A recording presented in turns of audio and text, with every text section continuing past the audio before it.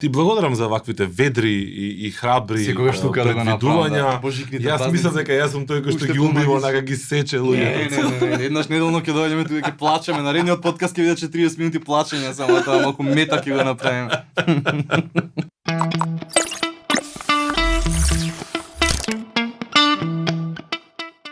Јас практикувам да започнам со добро вечер, или добар ден, или добро утро, зависи кој како не слуша. Ова е 90-то издание, односно 90-та епизода на Комкаст, подкастот во кој што зборуваме за маркетинг, медиуми и се што не обкружува поврзано со дигиталните медиуми, дигиталната култура, интернет, бла бла бла бла бла и така натаму. 90-то издание во, да речеме, оваа последна итерација во која што форсираме аудио, односно јас форсирам аудио, ама сепак најмногу реакција имам на YouTube и на видео каналот на комуникација.нет. Особено чест и задоволство ми е што денеска како гостин во тема на разговор која што ќе кружи околу креативност го имам Марко.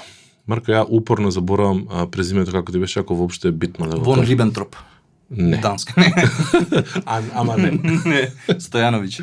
Да. Знам дека го знаев, ама не ми текнуваше. Да.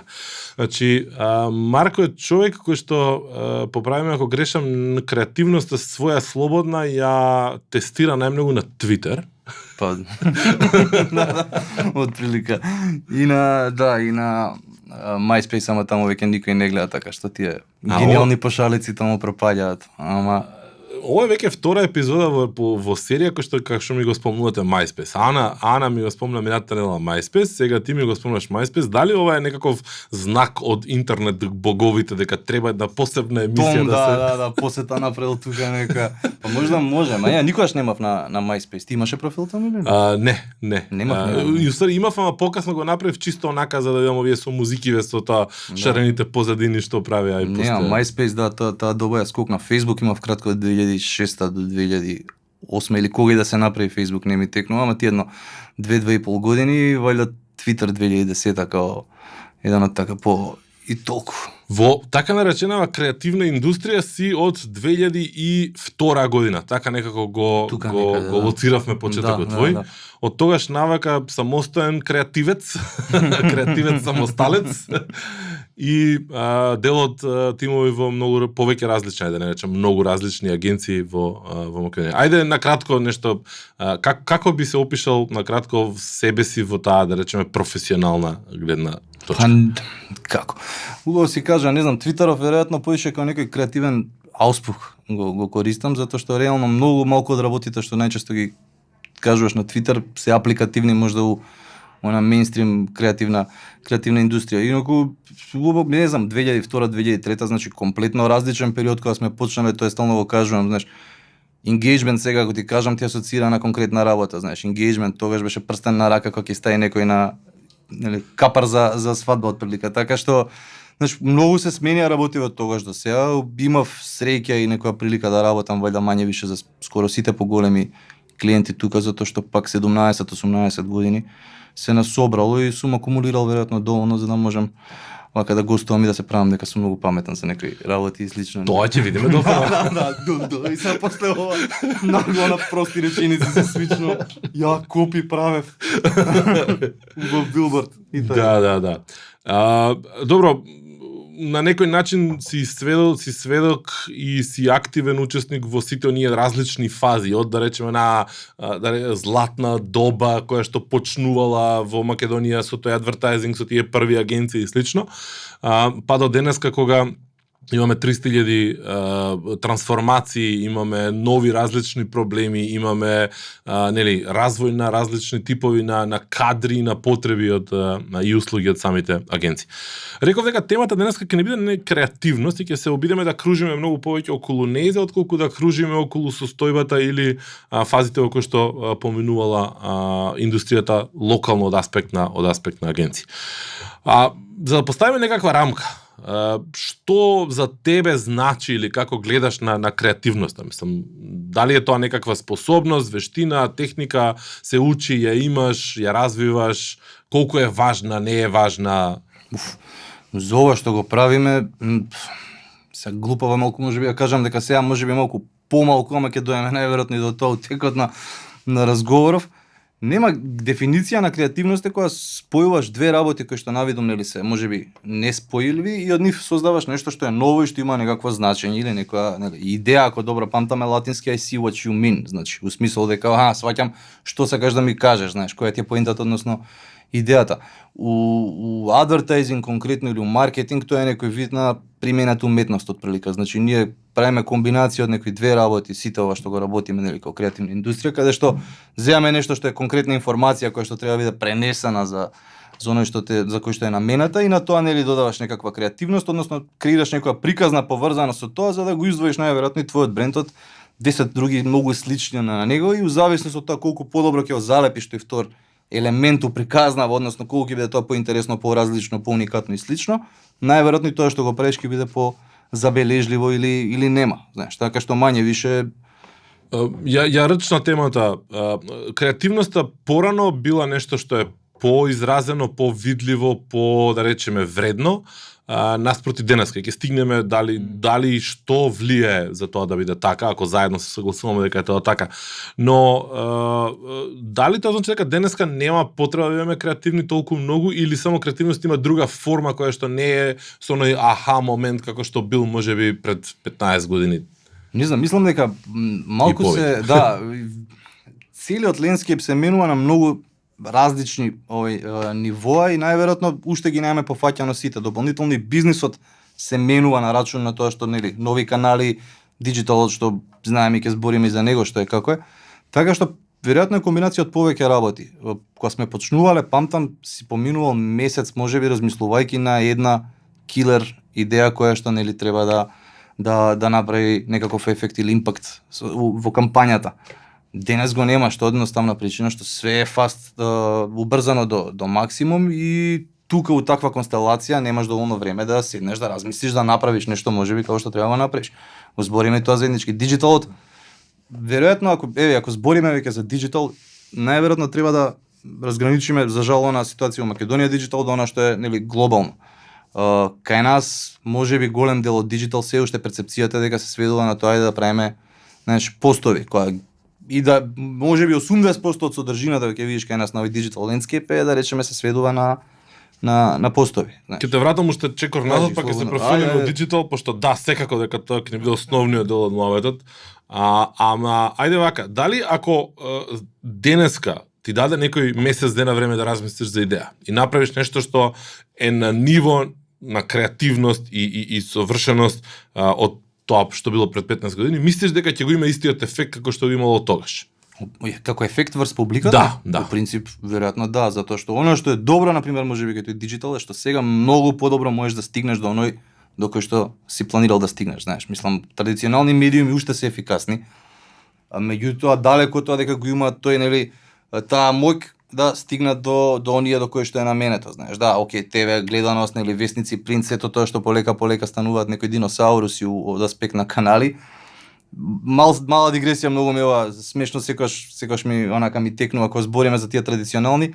Дали знаеш кои се два канали кои што имаа 100% рич, збориме пре интернет и пре мобилни телефони у рака со интернет, два канали традиционални на комуникација кои што имаа 100% рич.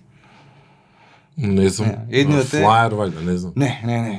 Едниот е у кино рекламите што идеа пред да почне филмот, збориме пред телефон каде што ти можеш да гледаш, затоа што ти тука едноставно јапаш, знаеш. 100% рич во смисол дека знаеш што е тоа дека ти ќе примиш пазар да го покриеш. Не, збориме кога знаеш таргет у моменталната целна група дека тоа што си им го пуштал на нив ќе го видат 100%. Значи они буквално тоа седиш и тука зјапаш, гледаш тоа затоа што немаш телефон да видиш кој ти лајкнал или слично. Него едноставно гледаш. Вториот што ми мене многу по смешан се оние мали као мини борди над писуари у машки WC. Да. Да, збориме пред интернет. Ја например Бастион, што памтам, Бастион. Гледаш ти одмah како визуални референции у глава. Ја шокира например со Сеатот пред 2006 година у Бастион или кога да беше. За жал вечно истатовирано у мојот мозок, знаеш, цената дека била 9900. Значи, комплетно тие два традиционални медиуми биле да речеме единствени што те, знаеш, буквално те таргетираат и знаат дека ќе се завршат работата. Таму ако даеш пари на тој канал, знаеш дека тоа ќе ти ја заврши работата целта. се споредба, например, не знам, печатени весници, мислам дека имаше некоја бројка дека доколку во весникот што го листаш, а весници сите знаеме со ние порано стари едни хартиени што ги читавме. Тие големите. Големи некако листови со букви на нив и од нив добивавме информации, да. Таму Има на трафика нешто, знае. ја као нешто, гледа, има, најверојатно онака за колекционери, ама тие бе шушка и го За вртиш и потпала, бе, човек, за не, па не знам, може и за тоа да е контекст. Не, ама таму на пример ако беше мислам дека беше дека ако огласот е во боја, човеч колку принцип се задржува на него, да речеме секунда и пол, ако е црно-бел под секунда паѓа attention span-от. Значи ти имаш пола секунда отприлика со тоа што си вложил нели у целата твоја креативна моќ, потенцијал и слично и тоа ќе заврши некоја половинка у утрински весник пред 12 години и ќе видиш. А денеска ние у Digital се фалиме дека, односно се бориме со предизвикот дека вниманието на луѓето е многу намалено, дека attention span-от е уште пократок и така натаму. Ако тогаш било секунда и пол, две или нешто помалку, тогаш колку е денеска на Digital, колку е денеска на десктоп екран, колку е денеска на мобилен екран. Значи се Има милисекунди се упрашање, мислам да се на micro moments Google што ги форсира, што ги дискутира цело време. Значи да констатирам наназад дека без разлика што денес имаме многу повеќе информации, сме бомбардирани на многу повеќе канали.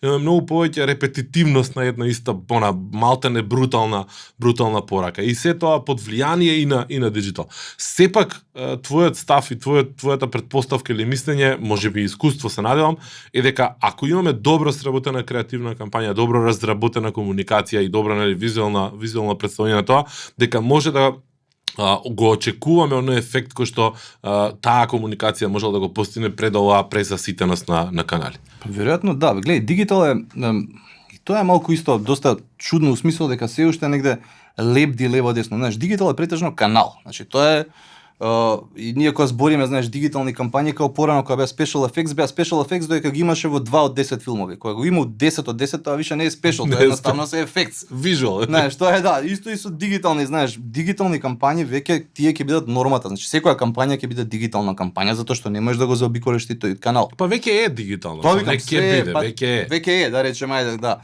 Сакам да ти кажам дека буквално сите кампањи се на некој начин дигитални затоа што го користат тој канал. Са на кој начин го користат, тука веќе можеби варира, знаеш. Имаш фантастични некои примери за, не знам, најголемиве брендови кои што го користат едноставно каналот, меѓутоа Nike да речеме вади, тоа е спот, ТВ спот, тој можеш да го пуштиш телевизија, можеш да го пуштиш во кино, можеш да го дома на прожектор приватен, они го ставаат да речеме на YouTube и ти за еден ден имаш 6 милиони views. И тоа е на некој начин digital campaign затоа што се подпира нели на користење на канал.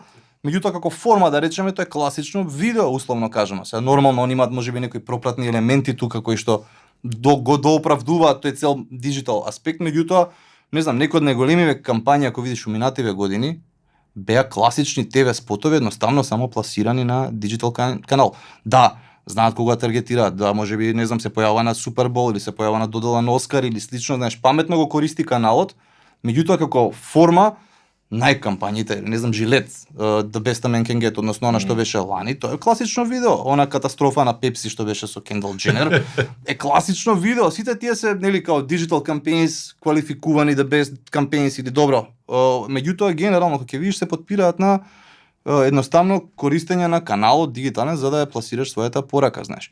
И тоа мене ми смета, кај нас имаш уште доста, извини, овој кој што ги рече, знаеш, окей е за на Facebook е само, знаеш, мислам, обратно, сега треба да абе окей е за на телевизија е само, треба да ти каже сега некој за да речеш у реду, бидејќи знаеш, мислам, на Facebook има или на Инста или што и да е. Дали тебе на YouTube ти се појавува рекламата за печките на пелети од ТВ до продукција? Не, ама сум слушнал дека некој има спомнато, што значи дека ти уште некој сте меѓу жртвите најверојатно. Ке ти го пуштам следниот пат. Значи, оние ТВ до продукција, ТВ реклама класична, у прирол на YouTube, значи убива. Не сум ја видел, изгледа дека не сум успеал, ме заобиколиле некако, знаеш. Ке те наместиле.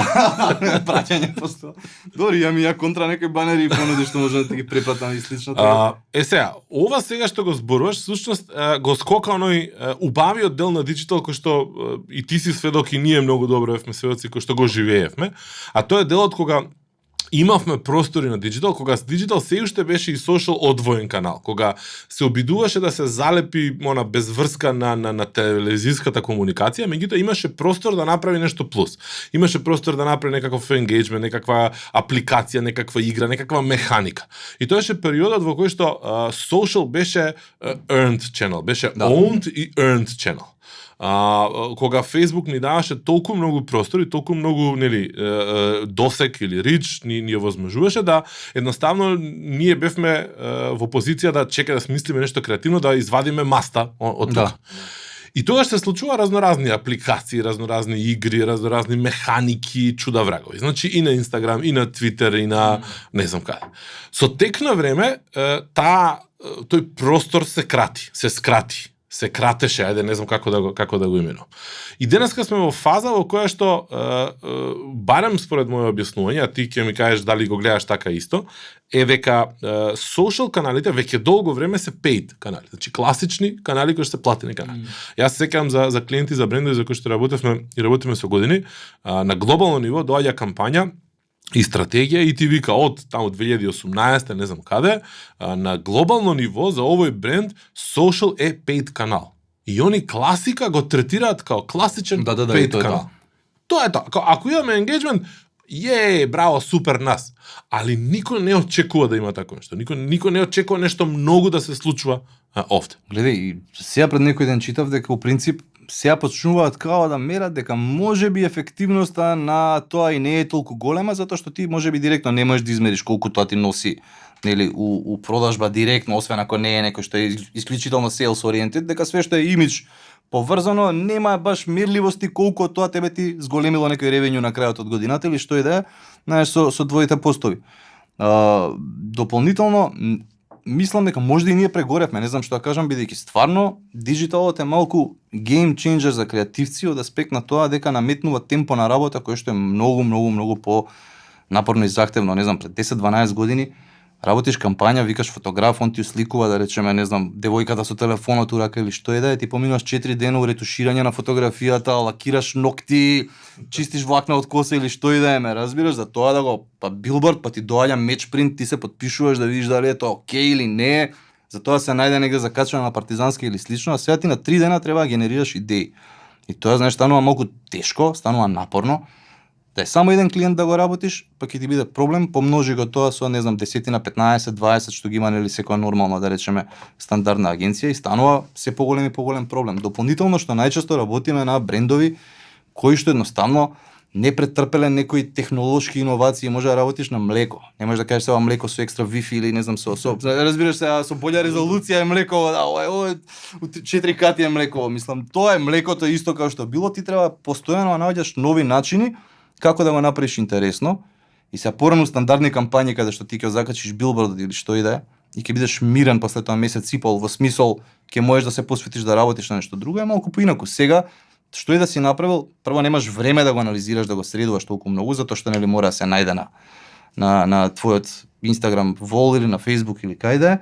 Дополнително за 2-3 дена ти повторно треба нешто да знаеш да извадиш. Не значи дека можеби нема простор за нешто измеѓу. Ние имавме како еден успешен пример на лансирањето на Стоби флипски сичката кога го дигнатме на 36.000 метри. Тоа, например, генерираше многу добар респонс. Ние многу малку го подбутнавме, да речеме, со пари за да го видат можеби повеќе луѓе, меѓутоа органскиот тогаш уште нели беше поискрен целиот тој лендскейп. Околу 700-800.000 луѓе го видоа, што беше супер, знаеш. И тоа е на некој начин можеби некаков вид на дигитал контент кој што не е класично, окей, сега ќе сликнам производот или не знам млекото, па започни го денот со насмевка и чаша млеко од што и да е, туку беше нешто малку поинаку и можеби ради тоа луѓето изреагираа, знаеш. Колку, значи, обседнати сме и ние и самите клиенти и брендови да тоа да им се гледа производ. Значи, на секоја една објава на Facebook сите гледаат дека ова е нивниот нов билборд, ова е нивната нова ТВ реклама, и ова е нивната следна ТВ реклама, и следниот билборд, и следниот City Light, и следниот постер, и наместо ако имале 2 или 3, не знам, реклами во текот на годината, сега имаат секој ден или секој втор ден или неколку пати во текот на денот. И сите се обидуваат да го видат производот, да го гледаат производот таму. Не успева, или малку од нив успеа, или сака, не се ни трудеа веројатно, или не се ни трудат, да излезат од таа приказка на мојот производ, туку да влезат во приказна на зашто јас се трудам, зашто јас сакам да работам, кои се вредностите на кои што, нели, верувам и стојам и сакам да придонесам да тоа нешто се случува, за да во основа отворат еден муабет кој што не е нивниот производ. Значи отворат муабет кој што отварат дискутираат тема. Ама збориш за Македонија, ова. За Македонија, за Македонија. Да. Затоа ние сме заробени во моментот на мојот производ, нели, во сликата. Гледи, знаеш што е? Например, интересно е податок што нема можеби директна врска со ми се уклучи со класичен, мислам со адвертајзингот, меѓутоа и адвертајзингот претрпе сериозна промена на сметка на тој шифт што се дешава во моментов во светов. Читав дека во моментов се случува најголема редистрибуција на капитал од претходната генерација на сегашната. Значи тоа се трилиарди и трилиарди долари. Збориме, онаа претходна генерација, вајда тие се екс му доаѓа пред миленијалциве. Ич не ги конт, па добро, ама тоа се оние стари кои што се веќе сега 65-70 годишни, најверојатно банкари, менаџери, што и да е, нели слично, кои што заминуваат полеку пензија и на најраководни клучни позиции цел свет, доаѓа генерација на миленијалци, односно ние сме тука негде од 80 до 90 и некоја беа вајда. И на сите раководни позиции, збориме и као брендови, збориме и као конзументи, да речеме доминантна целна група и истовремено и таа другата од другата страна се миленијалци. Една од главни карактеристики наши се поголема освестеност во врска со општествени прашања, уврска со, нели, политички, слично, значи многу поразбудена генерација, да речеме, за разлика од онаа претходната можеби. И сето тоа се рефлектира у многу сфери, у адвертајзинг исто така многу влијае, бидејќи има огромна промена у тој, ние можеби и делумно и за тоа и трпи условно кажано на што зборевме креативност, затоа што претходно сме правеле, можеби, не знам, сме мислеле на кампања, оке да ја пратиш, не знам, на Кан или на Епик или нешто и да е фокусирано исклучиво на креативност. Сега доминантно во адвертајзингот превладува тој social awareness момент, нели? Затоа и гледаш шифт, најголемиве брендови последниве години, се што прават се реклами или кампањи во кои што не зборуваат воопшто за самиот бренд, туку зборуваат за некое општествено прашање. Жилет го имаш, Always имаше Like a Girl кампањата. Нели, Pepsi ја спомнавме. Најуспешна, една од најуспешни кампањи лани во Англија беше на Cadbury, каде што, не знам, утврдиле дека стари лица кои што живеат сами во Англија имаат сериозен проблем со саменост, со депресија, со слично, и Cadbury лансираше кампања каде што одвојуваше, мислам, 2 цента или така нешто од секој чоколадо, нели, кое што одеше за, знаеш. И тоа е се супер. У еден момент они не зборат, ама ние имаме млеко што е вакво или не знам какаото го носат овој како се вика боливиски старци на магариња или слично, него викаат ние сметаме дека ова е важно прашање како бренд и го адресираме тоа прашање. На крајот од денот циник може да ти каже дека окей, на нив им порасна многу продажба после тоа.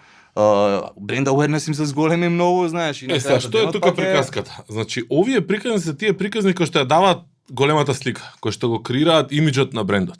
О пар интервјуа и пар ситуации, мислам дека беше со некој таков сериозен батка од Adidas на глобално ниво што работи огласување и слично, и дистрибуција на пари во поглед на канали и тип на содржина и слично, и уште пар ситуации, мислам дека беше најкако не се, ако не се лажам, ама не сум 100% сигурен за тоа, го дискутира исто. Значи, ти ги имаш овие кампањи што ги гледаме, кои што се сега актуелни се со општествена одговорност и грижа и проактивност и активизам и слично, што е окей, мислам, мене ми е добро. Ама паралелно, рекламите кои што ние не ги гледаме, затоа што не сме таргет публика, се рекламите кои што идат на перформанс база, у позадина на Google Search, на Google Retargeting, Remarketing, кои што попара прават со понуди, дилс, цени и слично, кои што се еднакво битен дел. Ние не го гледаме тој дел, пошто ние не сме целна публика на тие, пошто ние се нервираме кога нас локално некој не убива со цени, реклами, Black Friday, Mac Friday, чуда врагови и свашта. Ама во основа ти пушти NBA да гледаш на телевизија, на некој американски канал, ти ќе сватиш дека 80% од рекламите се осигурување, јадење и цена, значи deals, 3 за едно за, не знам, $1.50 и така натаму. Ти види ги сите реклами на Супербол што идат, значи 1/3 од нив се некаков креативен. Нормално. Исто лани го приметивме у Лондон, бев на имаше некој баш сајм за слична за темава за која што збориме, небитно, али имав прилика на 2 недели баш да гледам, значи, англиска телевизија и стварно 80% од рекламиве беа онака шунд. значи осигурање, па женава стара како раскажува нешто, викам zero creativity, значи никаква, али на мене тоа нака hard sell најверојатно. Тоа се реклами за прашаци за перење, ме сваќаш. И така Значи имаше пасти за многу, зави, тоа, ме тоа, сваќаш. значи, Значи на тоа е класика, шемата да. и си викаш само ќе смениме место желто плаво, место не знам, жена од 42 години, 48 години ќе ја ставиме и тоа е тоа. И исто ова ние коментиравме, викам, гледај ние се мучиме све и онда гледај го рекламниот блок 80% се, значи буквално штанцање, нешто што можеш да ги напишеш сите во еден ден, разбираш, ако имаш доволно време да ги ставиш на хартија. Како да речеме, еве го лоциравме тука локално тој условно речено проблем со диджитал. Значи дека се бара креативност пута 10, се бара во многу пократко време, се очекува. Дали се очекува нешто повеќе од тоа? Пошто јас многу често се наоѓам во ситуација да на некои луѓе им кажам, значи окей, се е супер, го правиме ова, ама немојте да се потресувате за секоја објава на Facebook толку многу. Значи како ќе помине за еден ден. Да. И дури и грешка да има некоја ќе трае колку еден ден, 2, 3. Значи, бидете срекни кога ќе ја примети некој грешка, да сега некој ја видел објавата. Посветил внимание, да, баш. Не знам, у принцип, најверојатно, не знам колку се очекува, ги гледав, скоро ги анализирав, можеби најголемиве наши македонски брендови, никој од нив нешто не е дека растура со број на следачи или слично, значи има некој сосема нормален, дури, не знам, ја имав, што не сум никој ништо, имав повеќе следачи, например, од пар наши брендови кои што ирелевантно е paid канал. Знам дека е paid канал. Јасно ми е сето тоа, меѓутоа најверојатно и покажува дека многу луѓе едноставно не ги интересира да следат можеби таа содржина. Дали е тоа поради самата содржина, дали поради тоа што имаат некаква верзија кон брендови. Појма немам, знаеш, малку е можеби ради ова сето што го збориме, знаеш, кога ќе имаш ти можеби кај нас брендови што ќе почнат да сменат малку комуникација, можеби ќе адресираат некои вакви прашања, ќе започнат некоја поинтересна кампања, можеби и нашава целна група повеќе ќе се заинтересира, знаеш, ќе почне да ги следи и слично, затоа што генерално важи мислење дека во последно време посебно и пак овие милениалци од брендовите очекуваат да имаат ставови за клучни прашања и слично. Веќе не ги интересира се да ми збориш ти мене дека чоколадата ти е на 7% попуст или, знаеш. Јас сум малце скептик на таа тема. Значи да, го следам, ги читам тие истражувања и генерално го согледувам тоа дека се случува, меѓутоа гледајќи ги помладите, анализирајќи ги помладиве и вклученоста и нивото на сериозност, мислам дека за нијанси има искривување тука. Глупо е да кажам дека тоа важи за Америка, не важи за нас, пошто не сум то тие што као за нас не важи тоа. Окей. Тој пристап не ми е не ми е природен. Затоа што еден куп други работи како што прават американците правиме и ние, само што скейлот е многу помал, нели, нормално, и куповната моќ е многу помала. Меѓутоа, јас сум длабоко убеден дека ние како публика имаме една друга карактеристика, која што без разлика на кој канал се станува збор, има лош ефект на брендовите, а тоа е дека не казнуваме. Значи, во смисла на тоа дека ние ќе бидеме гласни против бренд еден, друг, трет, на соушал, ваму, таму, ќе мајки, шајки, све ќе лупаме и на крај кога ќе дојде ред ќе идеме и пак ќе си го купиме производот и никому ништо. Види. А во основа најсилното оружје што го имаш како потрошач е во твоите раце. Не го купувај производот. Нема посилно нешто што можеш да го направиш поиндикативно за брендот од тоа. Значи ти можеш да коментираш и да бидеш незадоволен колку сакаш, кога ќе дојде ред, не го купувај. Гледај за Жилет, кога се појави кампањата, 1/4 од вкупни меншнс беа хаштаг бойкот Жилет. Да. Значи генерално. Меѓутоа мислам дека и им опадна и продажба, знаеш. За некој да ви работи, можеби и ние не сме доволно релевантни целни групи, бидејќи сме многу навлезени ова и многу подцинично ги гледаш работиве. Знаеш, ја Жилет кога се појави кампањата, 3 дена пред тоа видов дека брендираа газови на девојки на трки, знаеш, со Жилет лого и се однашно ни искачаат и зборат за ова. Од board members, од 9-7 им се мажи, знаеш.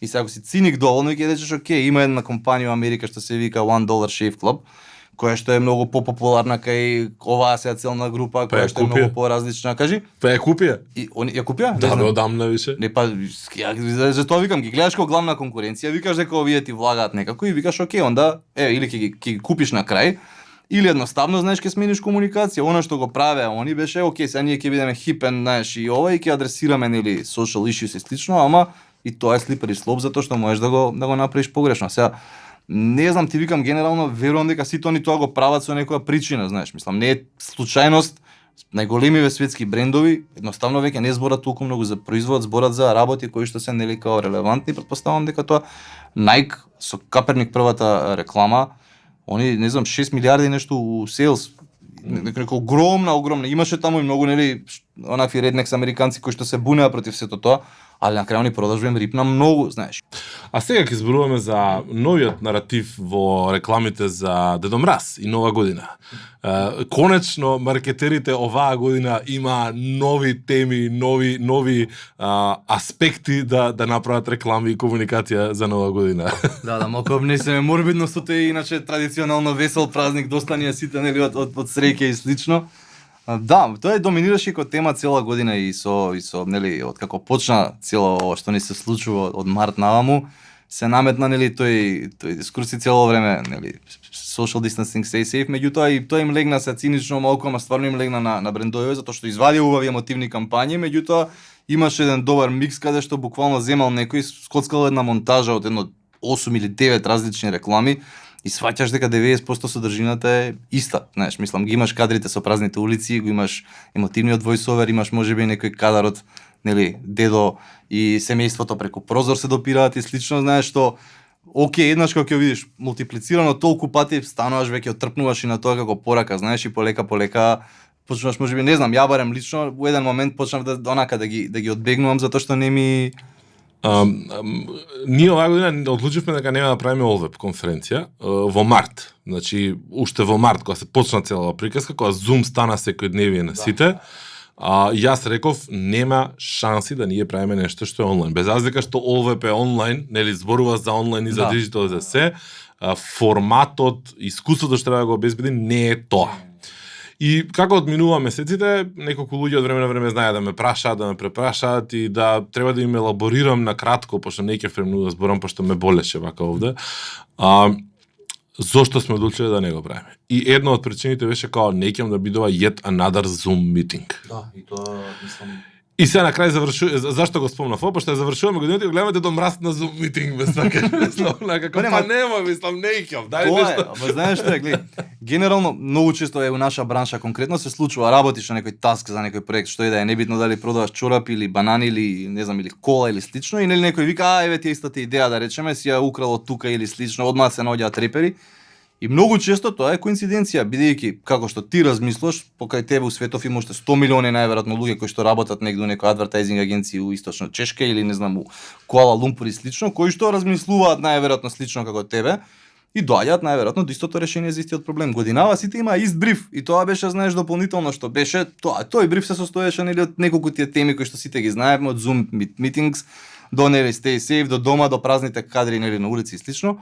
И затоа многу од работите што се правеа изгледаа 90% идентични, затоа што се работеше на буквално, кажам пак, избрив. Zoom митингот беше, нели, Zoomот бе едно, Facebook избаци, Google избација исто, нели, базиран исклучиво на тоа, мислам, апсолутно, знаеш, ќе видиш дека целиот свет го има истиот бриф добиено за за жал незгоден клиент и работеа на кампања за тоа. Колку во ера на дигитал сега, каде што енормно многу повеќе конзумираме содржина, не мора да се баш новогодишни кампањи, меѓутоа ме инспирира да отворам оваа тема или прашање. Ако бидеме репетитивни, ако знаеме дека ова поминува, например реклами за прашоци, ги повторуваме, во тоа брдо на информации што го гледаме на Facebook, на YouTube, на што и кај да е, на Instagram, на Twitter, може да се одвои, може да се истакне, може да се забележи, има ефект или едноставно само влегува во она, само уште еден скрол свајп кој што луѓе тотално не се сеќаваат дека го виде. Глеј, пред интернет, нели, целиот овој endless wall на шопинг продукти и слично што се појавуваат, имаше некоја бројка дека ние дневно се сретнуваме со околу 3000 брендови. Свесно или несвесно. Значи од моментот кога се будиш, саатот што ти е поред ова, до, не знам, марката на фрижидерот, до Давид Пајч лифтот со кој што се возиш, ме разбираш, мислам, едноставно текот на денот ќе налеташ и ние додека седиме тука, одма можам 10 бренда да ти извадам најмалку, знаеш, пута 30, пута и слично. Тоа беше пред да се деси нели ова мало прозорче кај што уште толку, знаеш, мислам, Инстаграм стварно е станат шопинг мол, кој ќе видиш. Добро, тоа е целта, тоа е борбата. Тоа е апсолутно. И од таков еден момент, веројатно, не знам, повторувањето, претпоставувам дека, кога више спомнеме, баш ќе се надоврзам со тоа, пак ќе дојдеме до на All Web, не знам кога беше, имаше многу интересен лик, дали беше Хрват или така нешто, кажуваше за еден интересен случај со кол центар кој што имал најголем success rate во конверзија, односно во продажба. И вика кога ги прашале што прават тие од кол центарот, вика тие вика низ човек му се јавуваат 4 до 5 пати. Вика зашто ние како луѓе сме генерално као сега пак сме некој вид на животни, нели, кои што се потпираат на одредени основни инстинкти, онај fight or flight, нели, као basic, у смисол дека на прво јавување ти прво што ќе направиш ќе спуштиш, ќе го откачиш, односно нели ако се појави мечка или што е да е, ти прв инстинкт е да избегаш, нели. Ако немаш кај да бегаш, да влагаш у fight mode. Исто и со јавувањето, вика. После некое време, второто јавување може пак ќе спушти, на третото почнува да се кара, на четвртото јас ви реков што е, и на петото веќе добра е да чујам што е како е, и вика овие, вика, резултирало тоа со огромна продажба ради нивната упорност, затоа што упорно продолжувале да се јавуваат, малку идиотски како стратегија, али направиле многу поголема продажба, зашто на крај ти одредена фаза се предаваш, знаеш. Сега, они тоа ручно го правеле, кај нас има алгоритам што... Драги дигиталци, ова се вика ремаркетинг во денешно време. Па, отприлика на тоа се свидува, мислам, кога ќе видиш, сакам да кажам, овие ручно го правеле, пошто имало таму, нели, 20 идиоти што рекле, овој се изнервира, да, ја му се пак сум ја, знаеш, ќе купиш и додека не на крај рече, окей, ќе купам и ти рече, фала ви на вниманието, знаеш, довидување. Тука истото со тоа што е многу пософистицирано нормално и затоа што те гледаш тоа како си видел и онда после нешто што толку те бомбардира со истото и најверојатно одредена фаза, претпоставам, не знам сега тачно да не кажам, али верувам дека на крај ќе вроди со тоа ти да отвориш, да разгледаш, да видиш и веќе си, знаеш, до негде упецан. Во еден период од муабетов малку така благо се обидовме да ги искритикуваме локални брендови, што веројатно кога ќе тргнеш да анализираш од нивна гледна точка има причина зошто е тоа така. Ако се обидеме да се ставиме во нивни чевли, во нивни кондори, патики, што и да носиме. Што е тоа што да речеме би го променили или би, пошто доаѓаме од истата страна, за тоа така се поставувам, за да нешто се разликува. Значи, им недостасува храброст, има премногу голема конзервативност, им недостасува експериментирање, што ќе каже комшијата нова. Кој е моментот кој што е, мислиш, на breaking point да нешто различно се направи? Или дали си видел некој пример за некој бренд кој што го крши тој стереотип на сигурно се сигурно да не таласаме многу? Има помаци. Има брендови кои што нели пробуваат да направат нешто повеќе од оној што ги збориме мокапот ставен на маса од озгора на фотографија симната од датабаза и само нели инсертиран твојот бренд. Нели има иницијативи, има апликации, уште се пробува да се направи тоа. Веројатно они се можеби поучени од некое лошо искуство затоа што кај нас можеби нема толку добар фидбек. Не знам што точно е причината, меѓутоа пак верувам дека и целата ова нашиот дигитален лендскейп е последица на тоа какви ни се на нас навиките и реакциите. Знаеш, мислам, имаш ти дигитални кампањи во светот, зборевме дека некои од нив прават видеа, меѓутоа не сите прават видеа, знаеш. Имаш ти, не знам, iPhone лани растури со она шот on iPhone или која беше пред некоја година, каде што вика, окей, ајде вие постирате да покажеме дека на iPhone може да извади и они без ништо да алоцираат собствени ресурси со хаштаг еден и добро нормално покренување на некоја комуникација, они си создадоа контент од милиони јузери кои што за да покажат дека нивниот телефон добри фотографии вади, со тој хаштаг направија цела наша кампања. И тоа е да речеме дигитална кампања, можеби во повистинска смисла на зборот. Имаше, не знам, ти текнували со она јајцето што се појави. Тоа беше дигитал. Ајде да собере јајца, повише лајкови од не знам што испадна со тоа, ама дојде до 5 милиони на тој Инстаграм. Нека почна да продава нешто реклами. Да. Знаеш, тоа е на пример некој тип на дигитал кампања која што можеби се разликува од овие што ги збориме огромно видео од 200 милиони, знаеш, каде што ги имаш, не знам, Леброн или Серена и слично. Имаш примери за дигитални кампањи. Moonpie лани ако ти текнува многу сладок, оној ко бренд како чипс како нешто. Moonpie се вика, ко пита месец, знаеш. Добро. И они направи цела, не знам, не си ја сретнал кампања каде што НАСА 50 години се слави, најавува дека нели ке до 2024 ќе прати луѓе на месечината и слично, и овие запнаа да ги тормозат. Ние се викаме Moonpie. Ние сме постари прво од вас, вика, нас е направено 50 години, ние сме направени 20 години. Земете ни нас горе на месечината, однесете, знаеш, или сега или 2024 сведно и почнаа да ги форсираа, знаеш. Имаше едно смешно видевце направено на Твитер кај што има некои правила, ги молат, понда викат не, ние сами ќе лансираме, знаеш, ама супер дигитална кампањица, не многу скапа. Супер импакт направи, знаеш, и кај нас веројатно има простор. Ние и она што го направивме со лансирањето горе, тоа не беше некој скап проект. Нити да речеме ајде се за волја на вистината е нешто премногу уникатен затоа што секој што има малку пасија за такви ствари може лансира и лего фигурици горе и банани и све и свашта крева нагоре. Добро, тука тргнуваш и од своја гледна точка дека ти следиш и гледаш еден куп такви работи. Значи генералната публика не секој ден гледа таков настан. Дури да знае за таков настан, кога ќе види дека некој локален бренд го направил тоа, пак е за почит. Доаѓаме на моментот со хаштази и на инфлуенсери и така, но нема да отварам темата со инфлуенсери, меѓутоа ќе отварам темата на механики на диджитал. Значи ако претходно и Facebook и Instagram и еден куп други алатки некако форсираа, овозможуваат, создаваа или оставаа отворен простор за да се игра нешто повеќе, денеска се што прават оние е да те натераат да платиш реклами. И се што ни останува како брендови од механики, ние во основа да се обидеме да направиме некој хаштаг трендинг, па на основа на тоа да генерираш малку, так. да се залетне. Или да директно платиш луѓе да се сликаат со твојот проizvод. Значи дури јас одамна не сум видел ни некоја сериозна соработка малку подолгорочна од класичен, нели, проizvод на слика на Instagram со некој бренд. Не знам, веројатно се повеќе фактори во игра, не знам што да кажам. Генерално ајде, што викаш, инфлуенсери ќе ги тргнеме можеби на страна како канал, бидејќи се комплетно поинаков модел, нели, на пристапување на, мислам, тоа се некој вид на дигитални тестимонијали. Тоа не е дека не постоело, ти повторни претходно си ги имал, си земал. Апсолутно, ќе земеш некој познат, ќе излезе на телевизија, ќе го снимиш и он ќе рече дека јас, нели, овој производ го користам, стварно го користим, му се допаѓа и слично. Се работава што Инстаграм е платформа која што на секој од нас му овозможува собствен, нели, канал, и тие инфлуенсери се медиуми на крајот на криштото, кои што, нели, некои се повеќе релевантни, некои се помалку релевантни. Хаштазите како начин да се протнеш, веројатно, можеби, иако не верувам дека, не памтам кај нас дека сум сретнал некој, да речеме, не знам, хаштаг, можеби заради тоа што пазарот не е толку голем, знаеш, можеби заради тоа што, не знам, не се појавило, можеби нешто што стварно ќе речеш вау. Пошто хаштаг на крајот крајва како сватиш ти е некој вид на еве ти дам слоган, што ти можеш да си го користиш, да си го присвоиш како свој и да се приклучиш нели на дел на ова наше. Па ја повеќе го гледам, сега ќе употребам термин кој што другарите ќе ме зедат платформа, пошто тоа е сега како актуелно многу. Во нашето општествено функционирање, платформите се као битните работи. Значи ја го гледам хаштагот као една комуникацијска платформа, значи нешто за што ти се трудиш, работиш, се залагаш, значи правиш, и ако луѓето го препознаат дека тоа е доволно вредно, битно да се вклучат кон таа активност, тогаш го значи мене ми е без врска на еднаш во годината да сега ќе ставаме објави со хаштаг овој, пошто не знам, се грижиме за слободата на медиумите, се грижиме за жртвите, се грижиме, значи не дека не се грижиме, дека се лоши тие кампањи. Меѓутоа ми е позерски многу повеќе отколку моментот дека нели ти стварно нешто си направил.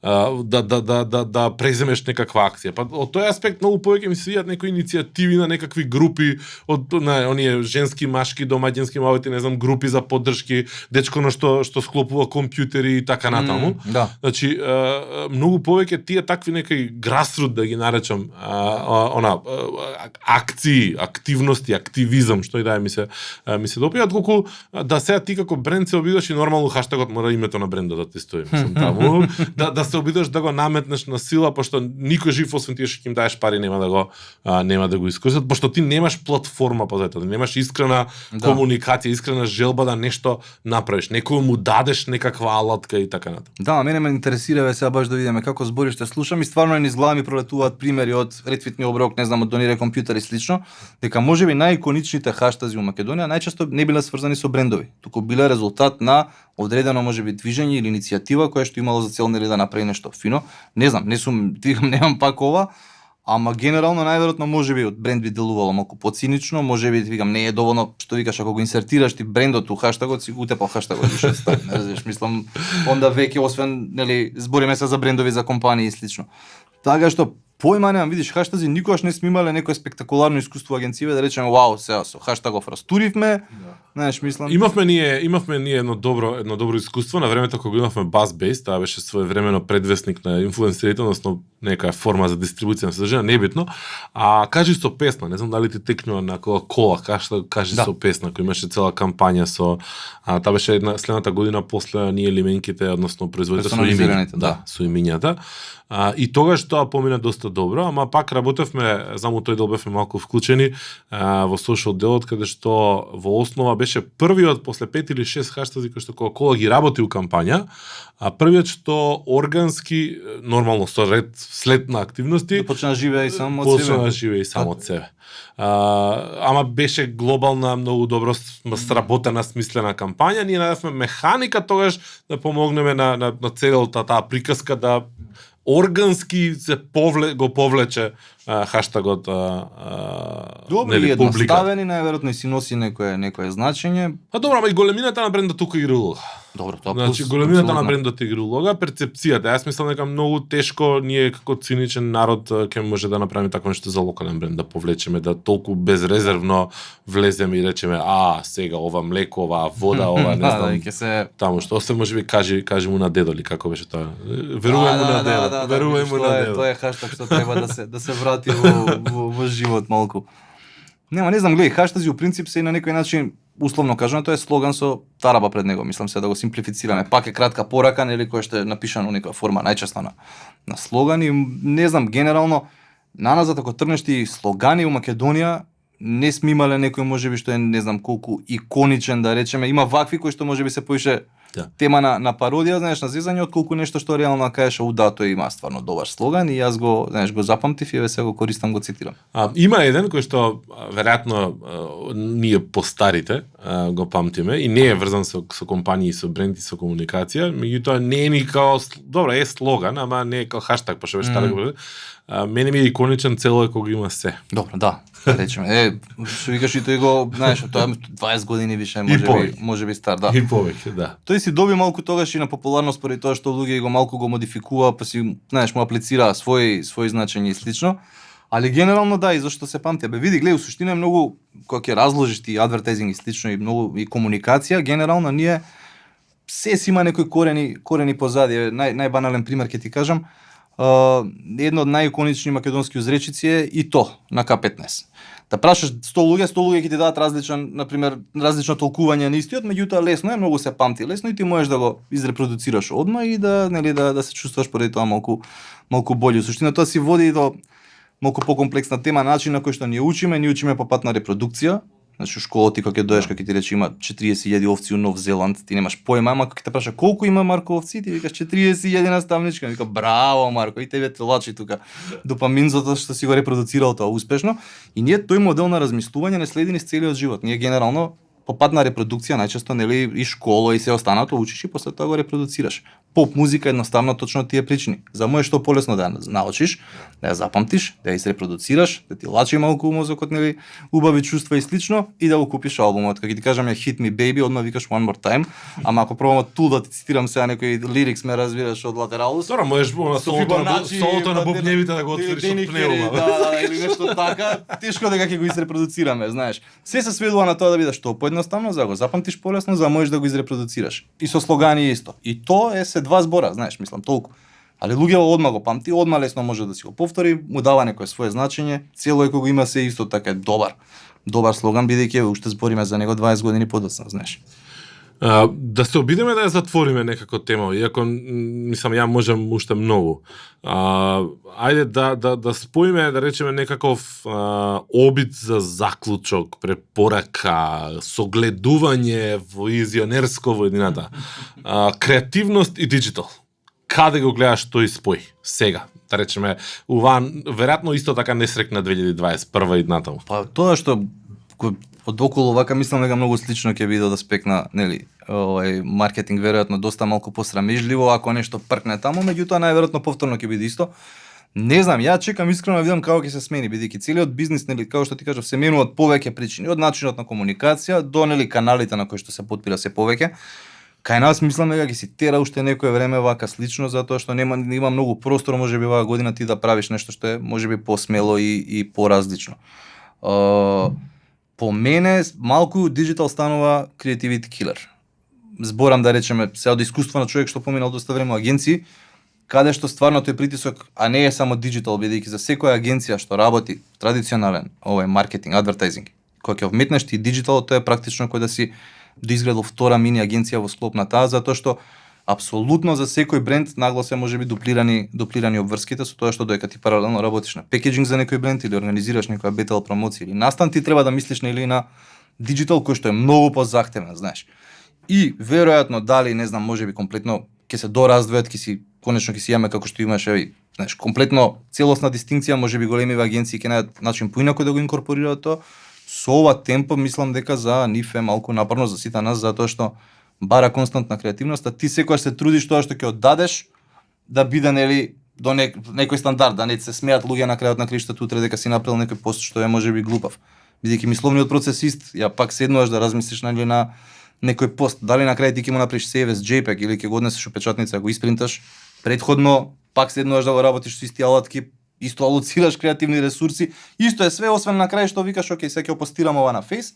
И што ќе умре за еден ден. И што ќе умре за еден ден, за жал, да, знаеш, мислам нема ќе ти напишат да бу, you suck, ќе ти напишат 46 луѓе или ова е глупо и толку, разбираш, и тоа е тоа. И за 2 дена повторно поминуваш најверојатно ни слична креативна голгота и така натаму. Така што мислам дека најверојатно малку ќе си продолжи вака си биде килаво некаде измеѓу, дека ќе се штанцаат уште доста посчиња, што повторно можеби не е лошо, се доека тука измешаш и уфрлиш нешто што е некаков контент кој што можеби знаеш делува на нешто поосмислено, на некој проект што луѓе ќе видат, ќе изреагираат и слично, наместо да биде само окей, скролам, започни го утрото со твојот омилен маргарин, нели, хаштаг јадам маргарин и нели маргаринот стане на дрвените даски одоздола и небото со сонце у позадина. Нели, и тоа е тоа, мислам малку... Тука треба пазиш да не заврне тој ден, ме свакаш. Внимаваш да само insert roof ќе направиш од згора на твојот пост и веќе имаш за сите сезони. Твојот пост наглас стана all season пост, така што не знам, знаеш, многу е, ја чекам да видам, стварно многу се претрпе многу промени и самиот адвертайзинг од она што бил, на пример, ја пак 2002-2003 почна да се бавам и пред тоа Македонија имаше некој зародиш 90-ти, нели, кога почна повеќе се внимава на тоа. Сега со ова е хипер, турбо, страда квалитет многу, знаеш, и генерално не знам на каде ќе одиме, мислам дека нареднава година ќе бидеме вака услична фаза на комуникација. Така што оптимистички го завршуваме муабетот. Да. Ти благодарам за ваквите ведри и храбри предвидувања. Јас мислам дека јас сум тој кој што ги убива, онака ги сече луѓето. Не, еднаш неделно ќе дојдеме тука ќе плачеме. Наредниот подкаст ќе биде 40 минути плачење, само тоа малку мета ќе го направиме. Може за новогодишното издание да биде ама без борење, само онака како. Не, само тоа и воздишки па некој ќе почне липа. Тоа едно 40 минути. Што се корекција? Кај корекција? Да мртка. Може ли да мртка рачето? Да. Оптимизирај ми го гифот. 35 килобајти треба. Тенка е граница, тенка е граница меѓу солзи и смеа. Марко, фала ти за на покана. Мене беше ептен забавно. Се надам дека успева луѓе да не дослушат до крај и да не се изнервираат дека сме многу можеби негативни, ама само сме веројатно напатени. Се ќе биде убаво, да. Се ќе биде супер, не. Значи, верувате во 2021 ќе се појавиме со позитивните примери и као просветлени со тоа колку многу убави работи се случува тука. Благодарам на сите што останавте до самиот крај. Како награда, ете, може да се сабскрајбнете, лајкнете, заследите и така натаму, кај да сакате. Не има на Spotify, не има на Anchor, не има на YouTube и така натаму. Уште еднаш благодарност до Марко и до следното видување. Чао.